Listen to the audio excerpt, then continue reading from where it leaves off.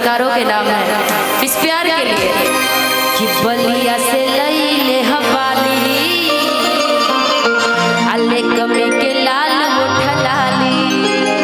ओहे लगैले बड़ो कि धीरे धीरे दिल उनसे जुड़त बा। चलो धीरे ही सही जुड़ जाओ कि धीरे धीरे दिल से जुड़त बा सही से जरूरत सब पूरत बा सही से जरूरत सब पूरत बा बलिया से लई ले हवाली कम के लाल उठलाली।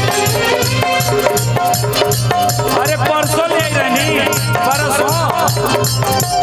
बलिया से लई ले हवाली कम के लाल उठलाली धीरे धीरे दिल उनसे जुड़त बा धीरे धीरे दिल उनसे जुड़त बा सही से जरूरत सब पूरत बा अरे जिया सही से जरूरत सब पूरत बा सखी।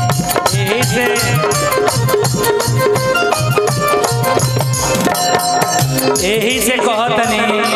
भाई लोग कि निशा जी के रूप चेहरा देख के बुझाता कि है बलिया जिले में चांद खिल गई बदीने में हो। अरे वो गाना का भाव लागत गोरिया चांद के अंजुरिया नियन गोर बाड़ू हो गोरिया चांद के अंजुरिया नियन गोर बाड़ू हो तहर जोड़ अरे केहू नइखे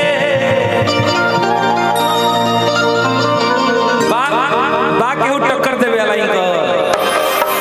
केहू बा का हम तो देखत नहीं कि अनुपमो के अवदावतरी आय अनुपमा हेलो तोरो के अवदाव रहल बारी देख लो कि तहर जोड़ अरे केहू नइखे तनी गायत्री बाबा लगा ना बज जाए तनी कि तहर जोड़ अरे केहू नइखे तू पे जोड़ तहर जोड़ केहू नइखे तू पे जोड़ गोरिया चांद के अंजुरिया नियन को बाड़ू हो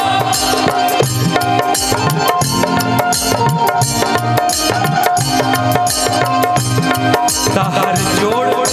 केहू नइखे। निशा जी के अजीत आनंद के तो कहीं कहीं बोलो ना चलो देख ले लो इन कर के ना खेलो के देख ले मन नहीं खेलो देखे के नाचा देख के मन बा लेकिन सावली सुरतिया मोहनी मुरतिया सावली सुरतिया ए भाई ए घरी ऐसा हूं मेहरारू जन होतरी सब बरियार होतरी सब मर्द लोग के आंगुरी पर उ नाचा नाचाओ तारी सब ई देखत रहो नहीं रखे देखिए भाई मैं तो सिर्फ पकड़ी और नाच तो ये खुद रहे ना पावर देखिए वुमेन्स पावर कितना होता है सिर्फ मैं उंगली पकड़ी हूँ अब देखो ये खुद ही नाच रहे हैं अपने से घुमौली है तो घूम गई नहीं हां नचाने की जरूरत ही नहीं है हम घूमे के चाहते नहीं तो धोले बड़ी गट्टा छोरा सावली सुरतिया मोहनी मुरतिया सावली सुरतिया मोहनी मुरतिया बड़ा नीक लागेला राजा जी के पतिया बड़ा नीक लागेला राजा जी के पतिया राजा जी के मुस्की पल भा गई राजा जी के मुस्की पल भा गई जैसन सोचले रही हम वैसन सखी रे में हर पाई सोचले रही भाई वैसन हम उता में हर अच्छा एक्चुअली मैं गाना के हम थोड़ा सा चेंज कर देनी अपना हिसाब से तू का कहे के चाहते रहो लईनावा तनी बोलो तो जैसन सोचले रही हम वैसन सखी रे